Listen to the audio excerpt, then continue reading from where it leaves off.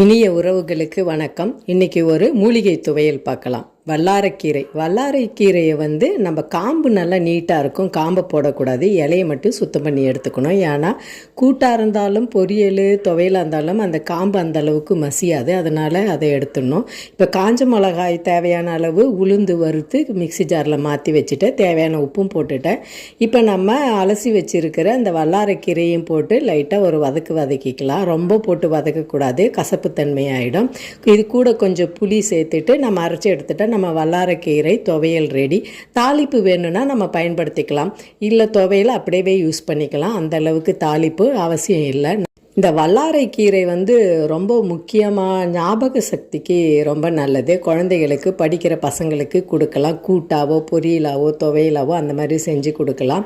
இந்த செடியை நம்ம ஒரு சின்ன தொட்டிகளில் வச்சே வளர்க்கலாம். மீண்டும் ஒரு நல்ல பதிவோடு சந்திப்போம். நன்றி, வணக்கம்.